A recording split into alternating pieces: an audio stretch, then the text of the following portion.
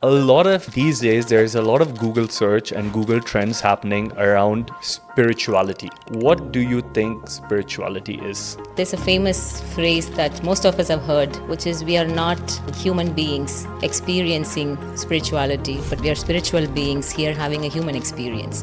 And to be able to get to that point, to understand that we are all spiritual beings having human experience here, I think that's spirituality to me. Knowingly or unknowingly, have been used the word conditioned with these set of rules, and they realize that they don't even know who they are and what they really want. Is that the time people should look into spirituality or something like looking and finding yourself? I think this is super different and unique depending on our own soul's journey, I guess. Because wherever there is resistance to change, then the craving, the noise starts to become like louder and louder. All over the world, a lot of these olden thoughts and proverbs, they always emphasize on the power of silence. You know, in the Bible it says, sit in silence and know I am thy God.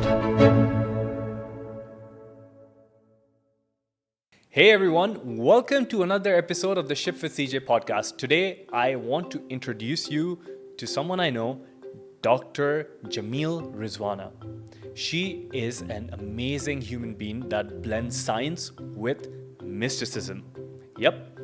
Rizwana is an accomplished scientist and she has super impressive achievements as a doctor of optometry.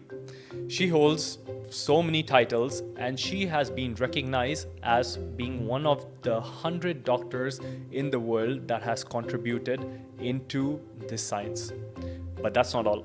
Rizwana also takes a deep dive into the realm of spirituality and healing, and that's the real reason why I wanted her to come here.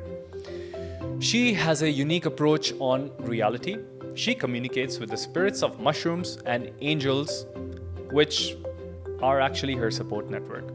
From science to spirituality, Rizwana's journey is truly fascinating, and I'm so happy I can get to share this with you. So get ready to explore a different perspective on how reality operates. Enjoy today's enlightening episode. Let's welcome together Dr. Rizwana. Dr. Rizwana, welcome to the Shift with CJ podcast. How are you today? I'm all good on top of the world. Thanks so much, CJ, for having me here. You know, we've been wanting to do this for a very long time. I think since about a year or year and a half, and I'm so happy and glad finally the stars have aligned and we are here today. Perfect. You know, I can ask you about so many things, but I want to start from the very basic. Okay. These days, there's a lot of Google search and Google trends happening around spirituality. Okay. And I know you have taken a deep dive into all things spirituality and even beyond. So let's start from spirituality. What do you think spirituality is, according to you? Oh, yeah. So, of course, the word spirituality makes a lot of people run away. But there's a famous phrase that most of us have heard, which is we are not human beings experiencing spirituality, but we are spiritual beings here having a human experience. So all of us are spiritual beings, in fact. And to me, spirituality is about getting into the depth of who we are at our core, unraveling all of those layers of conditions and everything that's being told to us, the narratives, right from our birth, and then to get to the core of who we are. And when we get to the core of who we are, through whatever means and modes and journeys that we take, we then get to understand that the destination is the same. And to be able to get to that point, to understand that we are all spiritual beings having human experience here, I think that's spirituality to me. Interesting. So when we're born, right, we come into this world with an open mind, and then there are a set of rules that come in. So when you go to school, you have certain rules. You have to look at certain textbooks and ask questions from that textbook, and then only ask the teacher in a certain way, because then you're going to get the right amount of marks. So knowingly or unknowingly, use the word condition with these set of rules. A lot of people who follow these rules very late in life, they have this midlife crisis and they realize that they don't even know who they are and what they really want. Is that the time people should look into spirituality, or spirituality or something like looking and finding yourself should be at a very early stage in life? I think this is super different and unique depending on our own soul's journey, I guess. And I think it's a good segue to then tell you about my journey, how I really ended up understanding who this Rizwana is. So, right from childhood, there's been this craving that I don't fit within sorts, you know. But then, because you are asked to be a certain way, behave a certain way, follow certain things, and you do not have any freedom to execute your free will, and when you grow up in environments like that, which I guess most of us are, then the craving becomes more deeper, because wherever there is resistance to change, then the craving, the noise starts to become like louder and louder. And there's always this external noise versus the internal voice. And most of us, for us, we dump the internal voice because the external noise is super powerful. And that's exactly the conditions, and you can call it the matrix, you can call it whatsoever. So when this was getting intense and intense for me, I started sneaking, sort of coming out of the system and exploring things in my own way. So what is this all about? What is this all about? And that then took me through a journey, a very, very unique journey. And all it asked me to do was to sit in silence. I mean, in one word, it just asked me to sit in silence and listen to the voice. Just listen to the voice. Just listen to the voice. And the more and more I started to sit in silence and started listening to the voice, every damn answer that I was seeking for, including instructions to go here, go there, do whatsoever, started coming through. And I started writing it down.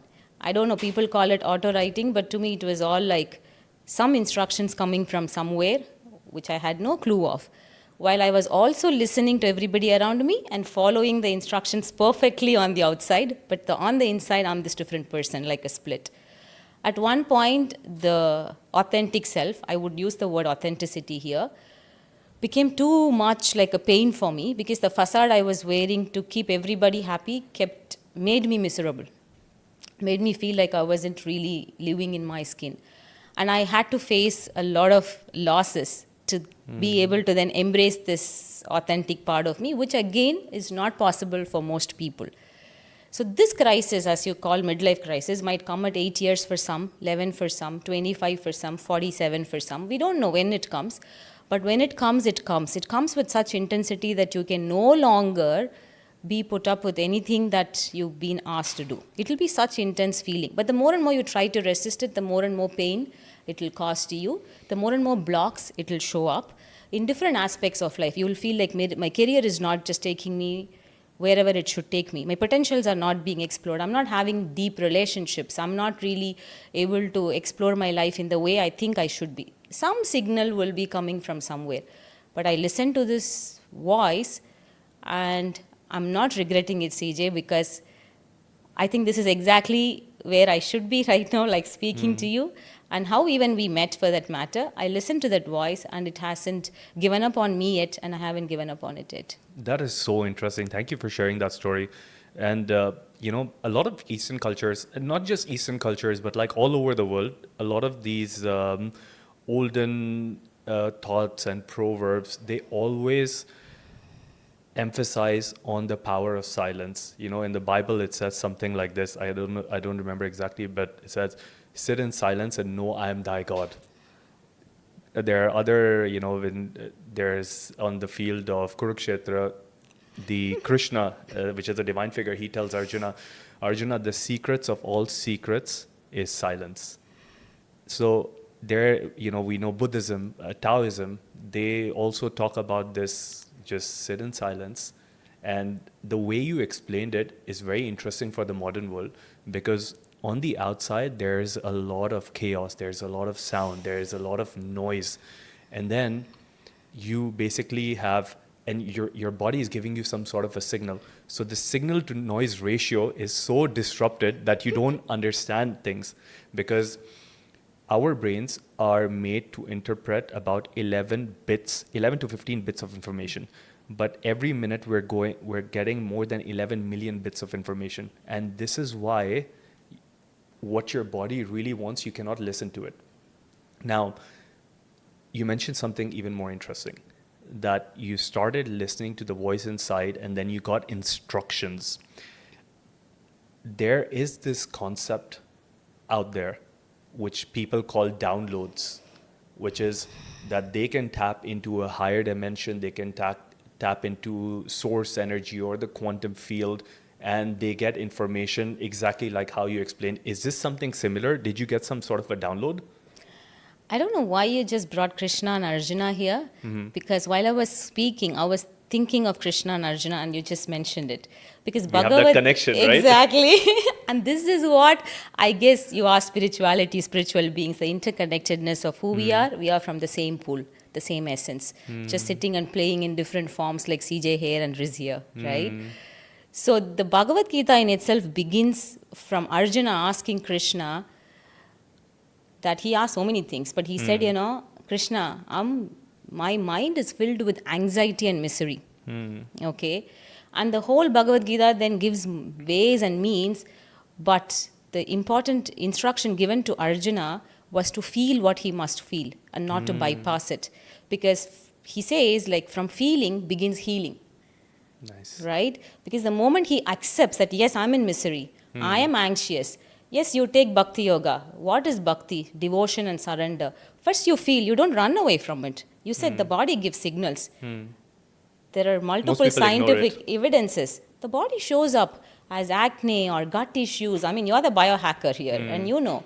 The body gives you signals. The mind gives you signals. Anxiety, depression, increasing prevalence of mental health disorders, right from, say, 2-year-old kid and 3-year-old kid. We don't listen to it. It just keeps showing up again and again. So Arjuna finally, towards the end of the Bhagavad Gita, he says, I'm healed, which means he had to face what he had to face, go through all of it. I think he did his shadow work, I would say, then come out of it and emerge victoriously as the enlightened being. Of course, in Krishna's presence, who doesn't get enlightenment? But then you asked, what are these called as? Are these downloads? We can give it any name. Because some of us who are agnostic would want to just call it as higher self. Because I love having these conversations with agnostic and atheistic people and who are very creative. I mean, who are very successful on the outside, does very similar work like how we all do, write books and, create beautiful stuff. And so all of us receive this information. But where do we receive it? Definitely from higher dimensions, where you are able to transcend the narratives or the narrow confinements of the mind. Because the mind, currently, whatever we are doing, it's based on space-time reality. Like, okay, we are meeting at 3 o'clock here, and then we are discussing all of this. But when you go into silence, you are able to transcend this space and time, and then you are shifting into dimensions beyond this. You can shift into 4, 5, 12, and even 15. There are like dimensions that exist and it's unraveling. And different levels of beings exist on different dimensions. If you ask Riz, have you experienced all of these dimensions? I know that there are multiple dimensions. One thing that was again taught to me is not to run or search. Just be in there, and everything that has to be revealed will be revealed to you in divine timings. You don't have to go find out what's there in 12 or 13 at the moment. So for me, if you ask, I don't know which dimension I'm in, but through silence, when I ask for something, and that asking has to come from a purpose which is larger than us. I can't sit and, like, for example, most of us are suffering because we are asking for nothing wrong in asking $1 billion.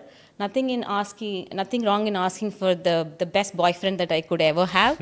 Nothing wrong in, wanting my mother to really understand me, and then, nothing wrong. But let's say I have a purpose which is much, much larger than life, or even like to serve people, to support people, to help heal people. I am also healed in the process, and all of whatever I'm asking for is going to come as sort of like gifts, because I have dedicated myself to something larger, and I'm not attaching myself to all of the lower level 3D stuff which everybody is running towards. I'm not asking us to sacrifice it, because the concept of Zorba the Buddha is something that I love the most, where I have one of my leg in the 3D and other leg in 5D. So I want to enjoy my Merc. I want to enjoy my $1 billion. I want to travel around the world and participate in ceremonies. But at the same time, I want to support, I want to heal. And this was made clear to me very long back, CJ. I mean, in the mid-30s, early 30s actually, I went through a very severe health crisis where I was diagnosed to have issues, autoimmune diseases, which they gave up basically, and they said probably you need to take a lot of medications and go through your journey of handling your mental health issues. I was swallowing all of these pills, and then once again the whole silence was just, it just came from nowhere, and it said, sit, now sit, now sit. And I sat and I healed. It was a miraculous healing. And when I went back and did my test after few hours, few hundred hours of silence, everything came clean. And then I realized, oh, if this is exactly the power of silence. And you know what I did? The downloads. I wrote a book. I launched few courses. And the book that I wrote, which is one of the best selling in my industry, a textbook for people in colleges. When I opened the book later, I don't know if I really wrote it. And then because all of those came from somewhere, the wisdom, and it is scientific, it is evidence-based stuff. It's not something that I cook up, I can cook up, but it was all stored in my DNA somewhere, but Source helped me to tap it. And all I did is surrender myself to Source, Bhakti Yoga. And then I said, okay, now I'm this instrument, I'm this vehicle, I'm the flute in your arms, now play it. Now bring out the best music from me. And I think it just happened. So to reach to that point of silence and surrender, I would say take any route, but go there. That's what I would say. Most of the people, they're looking for a lot of things on the outside. Success, love, relationships, all of these things. But the best way to look at all of these things, according to a lot of teachings, is to go inside. The best way to go out is actually to go in. And I think that's what you tapped into. While you were saying this, there are a lot of thought processes that are coming into my mind. I think a lot of people, and I'm going to ask you this, I might know the answer already, but I'm still going to ask you this because a lot of people will have this confusion. When you are getting these downloads, or let's call them downloads for now, okay? Who are giving these to you? You mentioned higher dimensions. Are these living entities, not humans, but living entities in different dimensions? A lot of textbooks or like a lot of people talk about angels and stuff.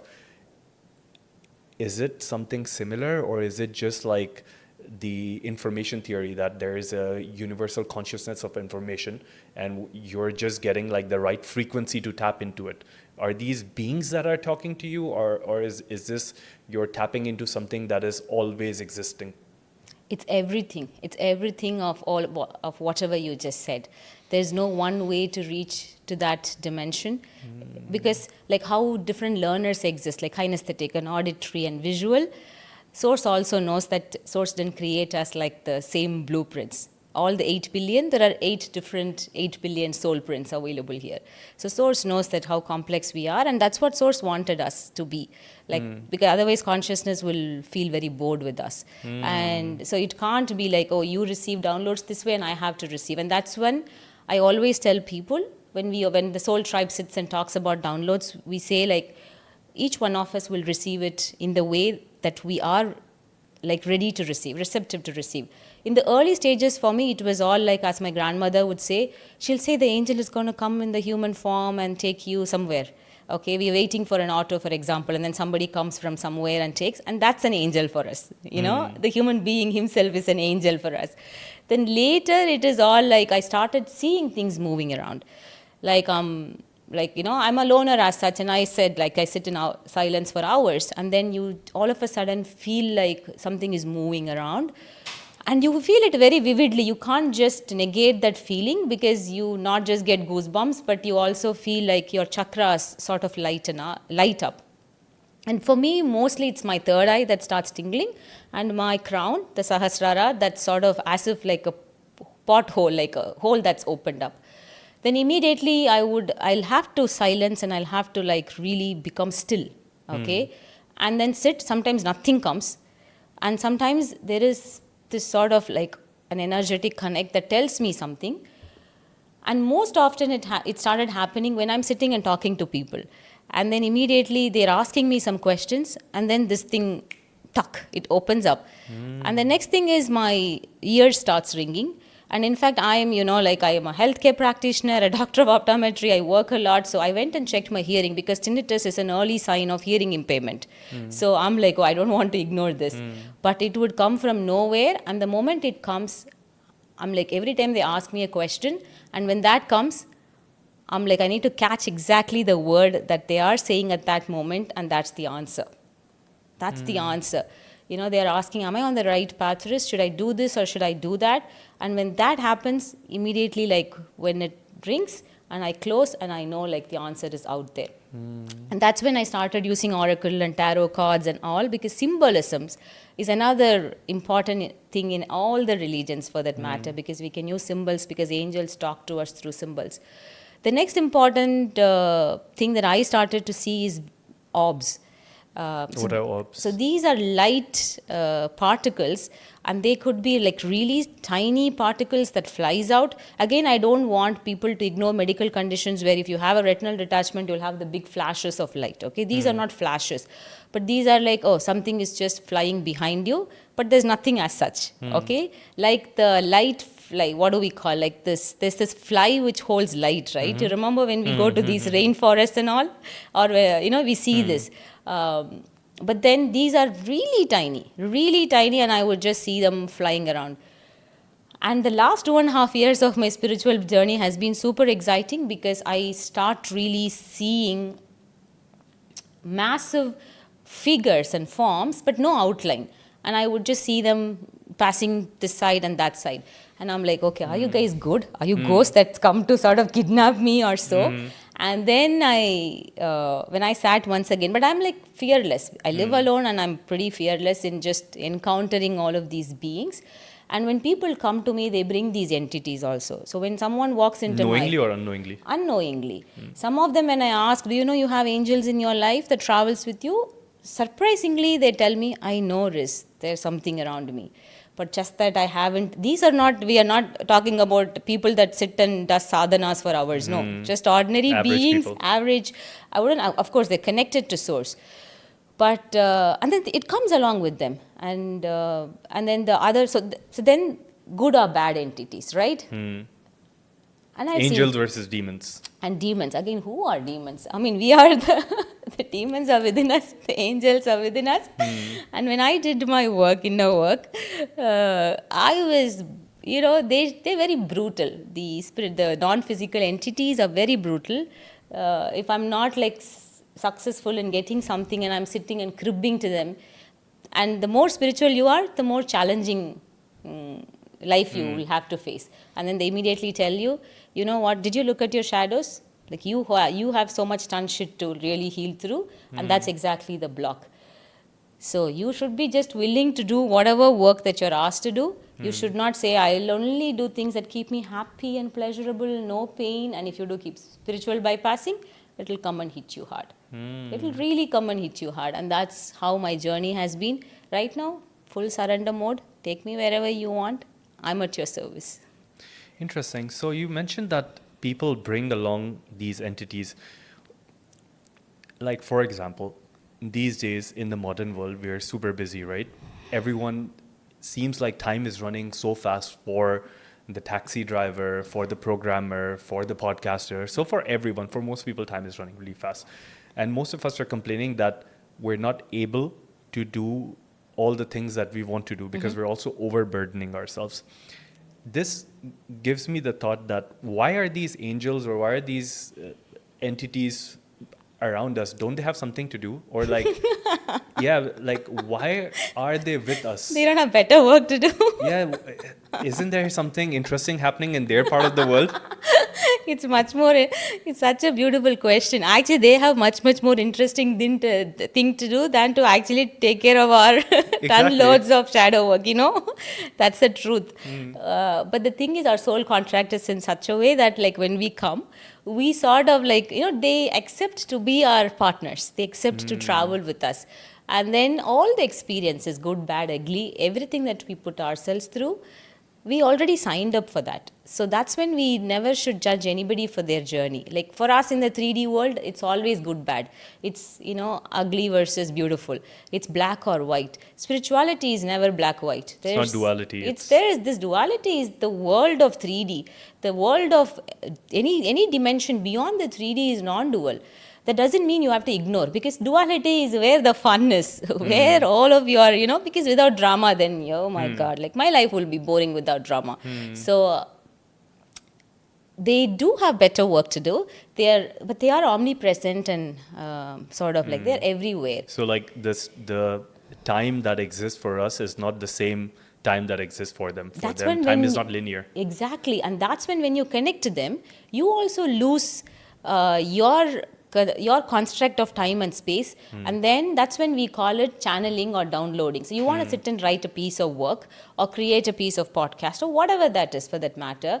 The moment you tap into the higher dimensions, okay, and what is required to tap into it is just that you have to own your inner work and shadow work, and you have to surrender and say, I have all of this and I'm going to really work, and support me with it. I don't have the fear of losing anything. I'm going to operate with detachment. I'm not going to attach myself to anything saying, this is mine and that is mine and give this to me no matter what. None of those exist because Krishna told. Not holding on mentality. Exactly. Krishna told, what did we come with? What did we bring with us? Nothing belongs to us. And then when it comes to living your life based on rules and regulations, please drop all the narratives that's been told to you. None of that is true. Again, without bringing Osho, none of my conversation should end. Please bring him in. Because if you really want to understand spirituality in its depth, I suggest that please, go and read, even sit and listen to one of his satsangs for that matter. So when someone asked, there are 10 commandments of Moses, what are your 10 commandments? And he gives I'm not anybody, but still, if at all you want me to say something, I'll say. And one of that he says is never listen to anyone's commands unless it's your own command. And now how many of us have the courage to follow that command? And you must be familiar with this scientific experiment where all of our emotions have frequencies.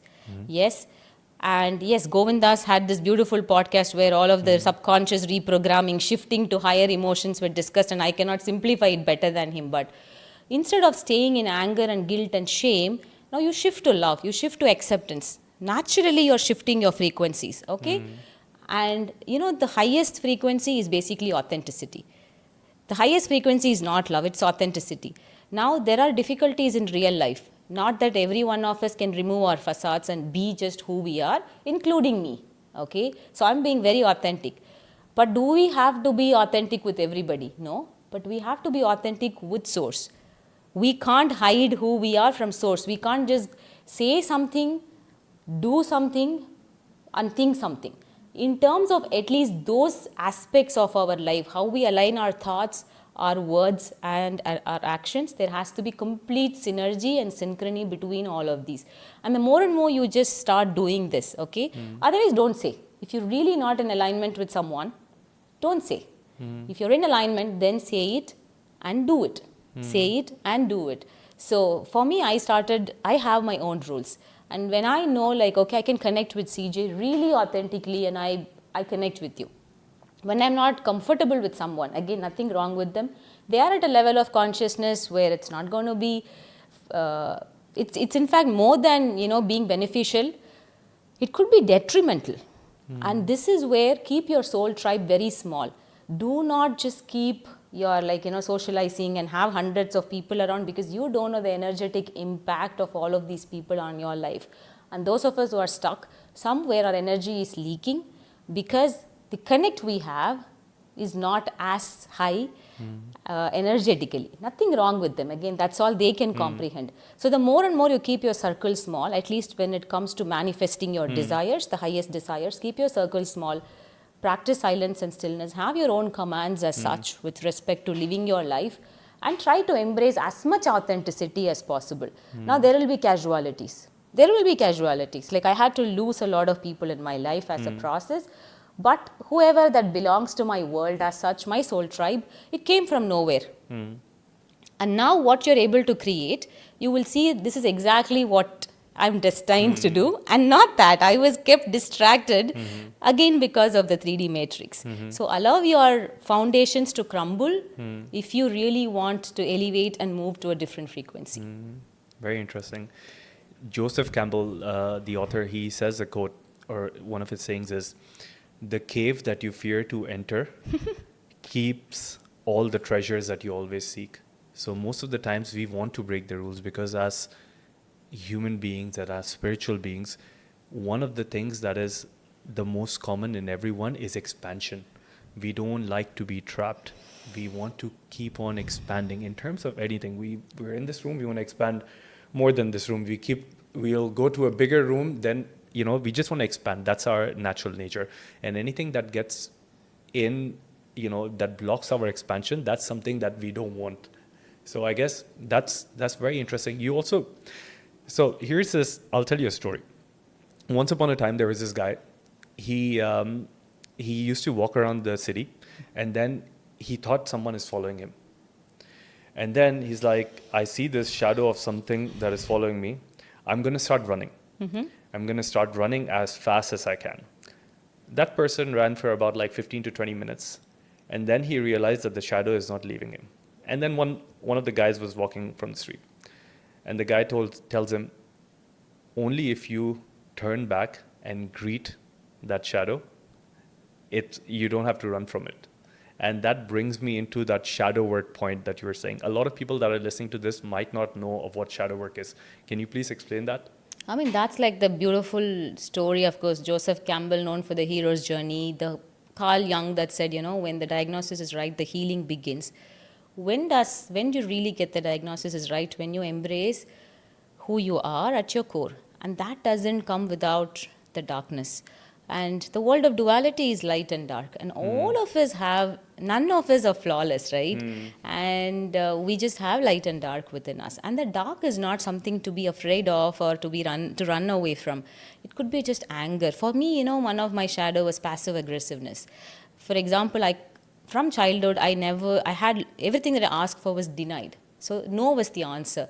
So then how can I then get things done? I can just be very silent, and I can probably not eat, or I can just not talk to people, ghost them until they feel the hurt and the pain of distancing. So each one of us, and the anger again most of us have, comes from either not healing from grief or the hurt, or something that's been bothering us. It's not like we really want to be angry with someone. And so behind every of those low frequency emotions, okay, there is a reason. So we go beneath that frequency, that emotion, and then we look at the story. And that's what is shadow work or parts work or integration.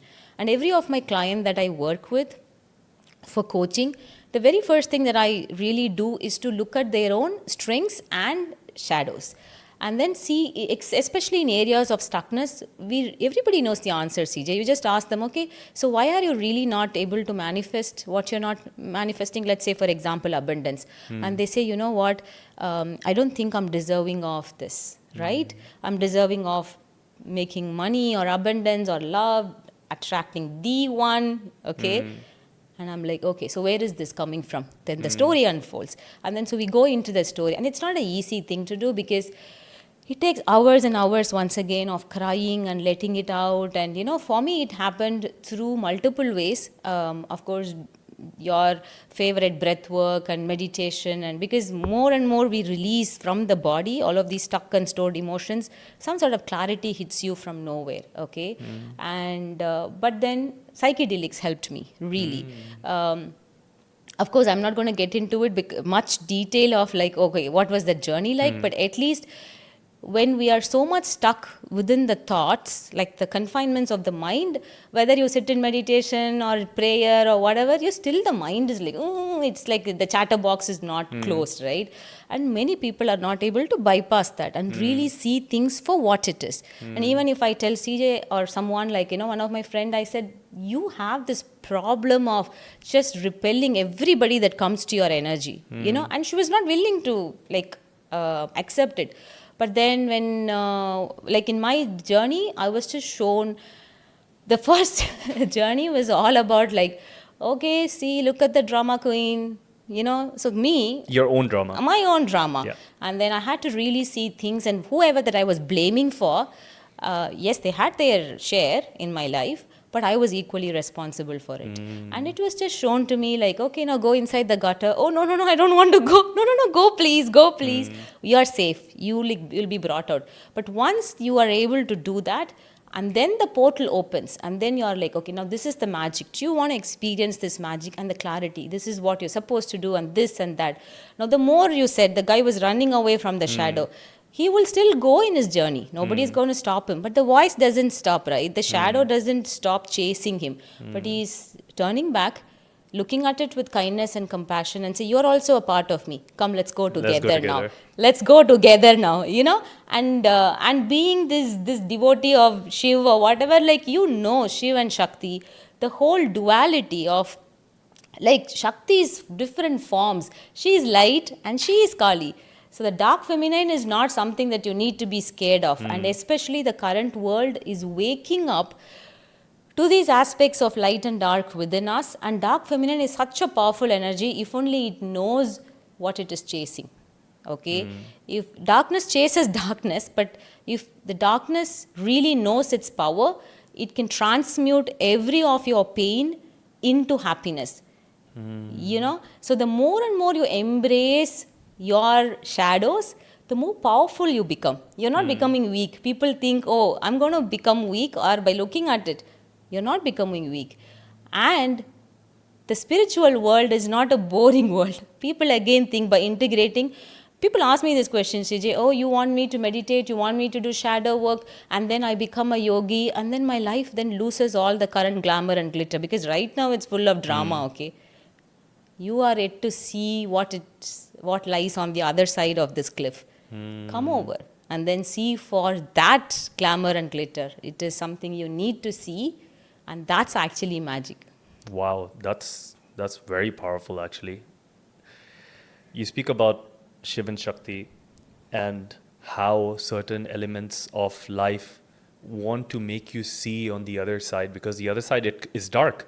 But there are certain deities like Kal Bhairav, and they say that every time someone prays to a powerful deity like this, he's going to make you see your worst fear and everything that you're scared of, because only then you will be able to embrace anything in life.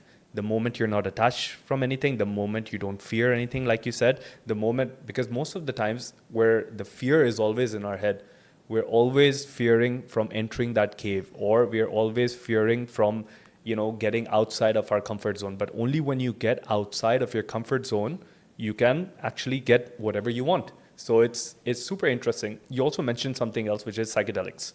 Now, you ready for a story? Yeah. Okay. So once upon a time, there was an elephant. Okay. And this elephant used to steal this stack of peanuts. But this elephant had a bad memory, and he used to hide it from the farmer, thinking he'll come back later and have it. And then he used to forget about it. And then he keeps doing it, and he hardly remembers. So then he was going around once, and someone told him, hey, elephant, you have memory problems. Try a magic mushroom. It was on discount. So the elephant bought it. The elephant had the magic mushroom, which is the psychedelic or the psilocybin. And suddenly, he just didn't remember what he hid that day, but he had memory for all of those years where he's been hiding the peanuts. So sometimes nature can offer you a little bit of extra boost to remember and actually get to where you want to get faster. Right. So this is this sort of a story kind of tells us it's not always the scary things. Right. Sometimes it can get you good things as well. What's your experience with mushrooms, magic mushrooms? See, I, again, as part of my spiritual exploration, right from this time when my spiritual, I don't know, I wouldn't call it awakening, but something was happening beautifully and all. And I'm like, I have to do ayahuasca. Okay, you start reading and everybody says this and that, and I'm staying in South India, a small place, working, happy, no clue where I'm going, but I want to do ayahuasca. So I get a position in Caribbeans, okay, from nowhere. The calling from Caribbeans is coming. And the first thing I thought, more than the excitement of having gotten a job, I'm like, I'm going to do ayahuasca. That's how excited I was. But coming back, yes, of course, my journey with psychedelics have shifted my narratives, have helped me to transcend a lot of judgments I had. Because the more spiritual you are, sometimes a spiritual ego takes over. So I had my dark nights of the soul. Then you become spiritual and you're like, I'm spiritual, I'm spiritual. And then you're like, okay, no, baby, no, no, no. And then there was this massive ego death that had to happen, and it happened through the psychedelic journey. So my first journey was like full-blown death. Okay, so when I took it, like, of course, the psilocybin, people say the compound resembles serotonin and, the molecular structure and all of those. And myceliums, to me, it is nothing but the interconnectedness of our consciousness, because they are the ones, they can talk to each other. Of course, there are good mushrooms and bad mushrooms, and Terence McKenna, again, like a big fan of the works that he's done. And I was reading all of this, and when there's an opportunity to, okay, let's just do this. The set and setting are super important. Again, a big disclaimer, just don't go and swallow something, because I'm seeing a lot of youngsters getting it from, here and there, and hard Behind the drugs alley, and yeah. synthetic and behind, and they say, oh, bad trip. Please setting, trained personnel, learning about exactly what you're putting inside your mouth, what's the organic nature or whatever that is, and then the integration that happens post-ceremony.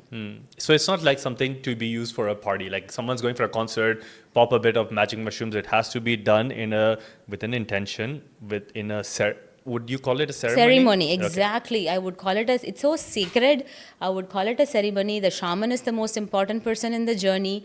And then, because there's a lot of protection that's required, because your aura and everything is open during that time, because you're so vulnerable and you're like in that unguarded state. And when people say they have bad trips because they were vulnerable, and then their own shadows took them over. It's not like some demons came and took them over. Their own shadows, and they were not in a position to actually be willing to explore. But in the presence of a shaman and a healer, again, I'll come back to the word healing later, who has seen the depths of their own darkness. Again, healers are not gods and goddesses. They're again human beings who has the power of transmuting or helping you to transmute your pain. So I'm just sitting with you. Let's say I'm the shaman here, and I'm knowing, okay, CJ is going through this ceremony, and there is this stuck emotion in this part of his body that's been responsible for so many blah, blah, blah. And then, then as a shaman, we transmute. Okay, the shaman helps you to transmute. So I was lying like this child inside my mother's womb, and going through my ego's death, telling me like, okay, now this is going to be a new life. Are you willing to embrace it? And that's again going to come with its own perks. But then, and I was really willing to, at some point I was resisting it, because we have our identity based on the current reality. If that's taken away, we don't even know who we are. And I'm like, what if all of this doctorates and everything is taken away? I didn't know. But then you're safe. And that's the message you need to hear. And when I let go, and then I was crying for 48 hours after my first ceremony. Wow. I was just sitting alone, gazing at the sky. And then I was crying. I didn't know. Then I did my journaling. And then I realized this journey is more profound, and it has much more to, I have much more closer connection with the shrooms. And it took me then to different directions, but that's for another podcast maybe. But definitely every person has to really first get educated about this. And of course, in many countries, use of psychedelics for treating PTSD and anxiety and depression and very serious illnesses, they're moving to FDA approval, but again another world to go into. But definitely, because I've been on the other side, where swallowing pills, trying to handle my own manic depressive episodes, unable to control my suicidal thoughts, and then moving to the other side of having this and experiencing it in a safer setting. And then my journey afterwards is nothing but magic.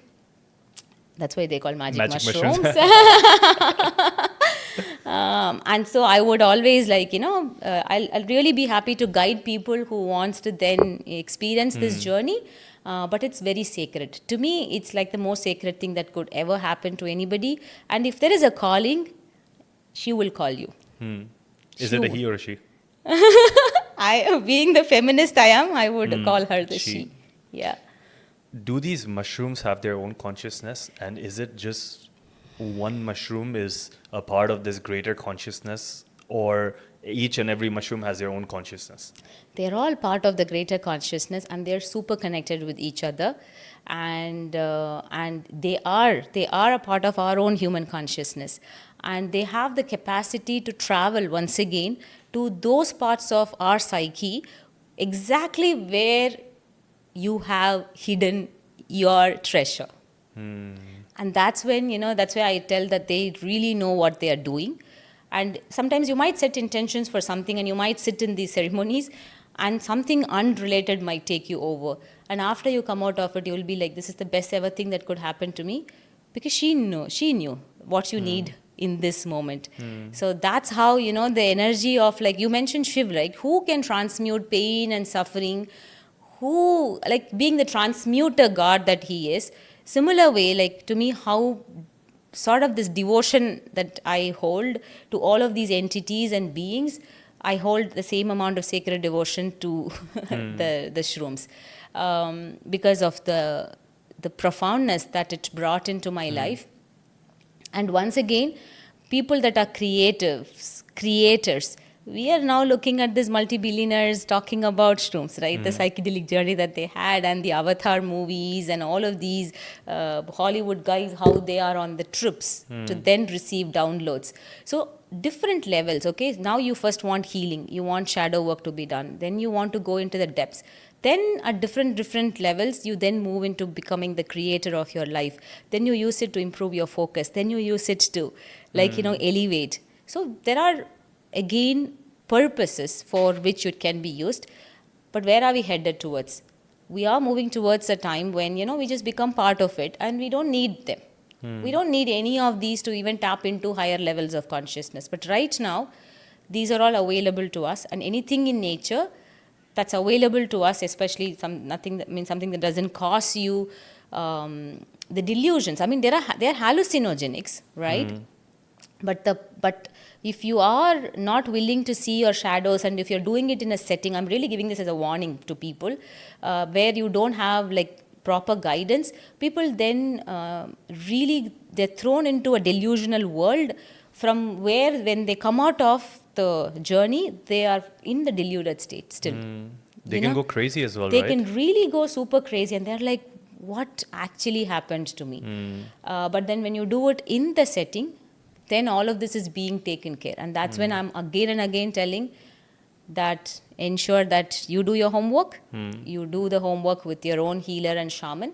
And then I would just touch a little bit of because I use the word healer again.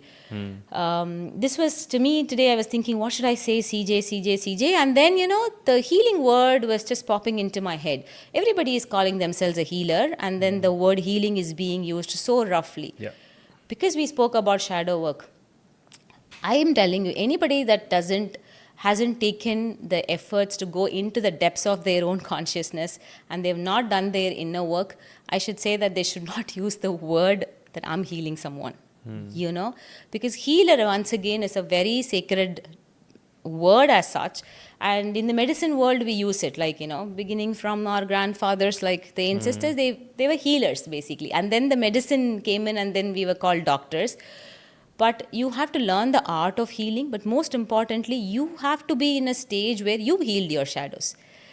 The reason why I'm saying is there's so much hype around that you do a weekend crash course, and then you become a healer on Monday, and then you start healing people. So I thought this is a very powerful forum. And the reason why I'm mentioning this is, again, these ceremonies, these trips and everything, please ensure that you're doing it in the right setting with the right people. Yeah, that's a good warning to have, because I think now it's a trend. People, like, of course, you've been wanting to do ayahuasca for a very long time. I remember I had been wanting to do ayahuasca for 4 years, and every year I planned a trip to Peru, and it got cancelled for some reason. And the time that I went there after 4 years, and I was in this whole journey with a shaman. Again, I did my homework. I got the right shaman and the maestro. And it was shown to me in the second day that this moment of time where I am in this journey, my girlfriend is with me, there are 2 more people in the room. This is for a lack of better word, pre-plan for the hundreds and thousands of years, if you want to imagine it that way. So whatever entity or spirit or the plant, mother ayahuasca they call it, they said that you were destined to be here, and we already knew that you're going to be here at this time. So it was very fascinating to me, because in the South American cultures, the shaman or the healer, let's call them the healer, they actually go into spaces of nature, mountains, rivers, forests, and they talk to the spirit of the animal. So they believe that every animal has a spirit. They believe that every plant has a spirit. They feel like even rocks have spirits, and they communicate with them, and all of that communication helps the healer understand much deeper into this reality, what is real. So again, thank you for sharing that. It's very important. If you're listening to this, it's not something that you go out on a weekend and try it with the right intention. Try it with something that you really want to figure out for yourself. And yeah, be ready to embrace those shadows, I must say, or the demons. Even with the demons, it's like every time you have a demon in front of you. Exactly. Okay. Every time you kind of like either kill the demon or eat the demon gives you its power. So always don't be scared of the demon. Go fight the demon, and that demon will give you its power. Right. What are you most excited about In my spiritual journey? What's next for you? Again, this question will be very suitable for a 3D world question. But yes, I had a 5-year plan and a 10-year plan 5 years back. But after the whole spiritual journey, I'm like, I left it to source now. So I'm open to embracing randomness. So wherever it takes me, I'm like this nomad that follows the calling. But like, for example, have you seen anything in your visions, like what is going to happen with humanity in the next 5-10 years? Or is there going to be emergence of a system where we're going to kind of get the medical side and all of these psychedelics together? Like, for example, Johns Hopkins University is doing a lot of research on anxiety, depression, assisted with psychedelics. So this is a really good area of research that is coming in. Right. As a biohacker, for me, what's more interesting is already in Europe, I've done it a few times. I have microdose on mushrooms, but like to enhance the creative side of my brain, okay, just to kind of merge the right and the left hemispheres of my brain. And I've had it with coffee, and I've gone for a walk. I've done a little bit of writing, and microdosing is like 1/10 of a dose, Right. or 1/12 of a dose. Right. And those things excite me because for example, they allow you to look at something from a perspective that you've never seen. This is the same as like, the cat who's always looking at the stick with a feather, and one day the stick breaks and she realizes that wasn't the only thing. There was a big sky outside, there were people, but because she was so focused on only one thing, a different perspective, once something went away, you get like a different perspective. And that's something that I'm excited about if that happens. Are there any other ceremonies? Are there any things that because you're tapped into a different dimension that we should all know? You can give us a heads up. No, definitely a lot of structures are crumbling. Like, as I said, whatever that we thought this is how we should live, and this is how, all the narratives, both with respect to the 3D structures, the power politics, like you're right now seeing politically the shift in the landscapes, the darkness of whoever we thought political leaders, it's just being shown up. And definitely the new earth is emerging, not from the concept of all of us are going to be love and light, no, but this whole integration of the spiritual science and the medical science, both these sciences are merging. And I've been talking about this quite a bit because neuroscientists and a lot of other really qualified medical practitioners, they start speaking about psychedelics, including Deepak Chopra and Gabor Mate. They are starting to express about their journey and the importance of psychedelics in elevating consciousness. So definitely it's going to become one of the mainstream probably sorts of practices. But you said something, integrating right and left hemisphere. So more holistic wellness practices. For example, I experienced a lot of this integration under Lucia, the hypnagogic light that then activates. Now that we've access to so many of these techniques which otherwise didn't exist before, we also now have sort of like, you don't have to really sit in 1,000 hours of meditation because 6 hours of a psychedelic trip is equivalent to almost doing 4,000 to 6,000 hours of therapy. Wow. That's what research says. Okay, that's the range. So now like instead of going to I'm not like, really therapists are super important. My therapist helped me so much. But if you're able to get the shadows, tuck, tuck, tuck, now I know what to do. Oh, now I go and do my work. So these sorts of practices are coming up, and a lot of understanding in terms of like, people embracing each other without the confinements of, oh, this is my religion and your religion. And, that's sort of being broken down, because all of us are starting to see that there's something larger that exists beyond the gods and goddesses, or even the cultural backgrounds where we come from.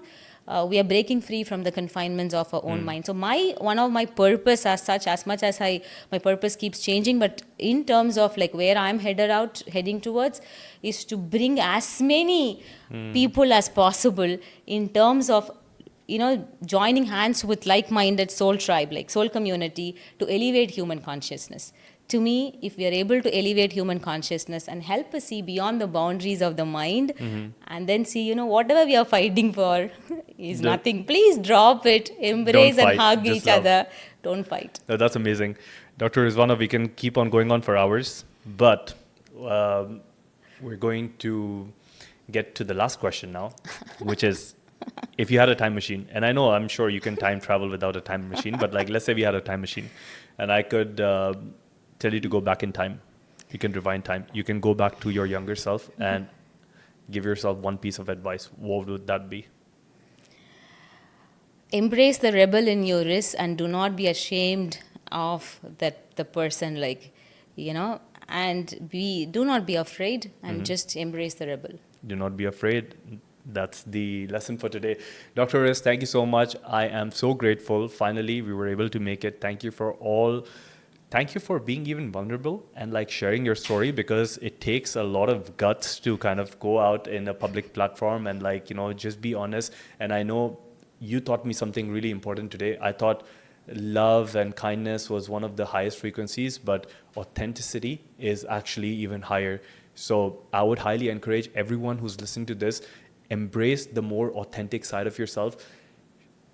And it's the highest frequency. Thank you so much for today. Where can people find out more about you?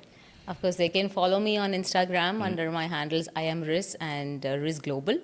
Of course, I'm on LinkedIn as well, and we will put in everything on the show notes. On the shows, yes. And I'm happy to support people, and let's elevate human consciousness. Let's elevate human consciousness. I'm in for that. And this is your host, CJ, signing out of the Shift with CJ podcast. Everyone, have a great day, great week, a great lifetime ahead of you. And remember, be authentic and don't be afraid. Do yourself this favor. Let's elevate human consciousness together. I'll see you in the next podcast. Thank you, guys. And you will glow better without the facade. Amazing. Thank you. Thank you.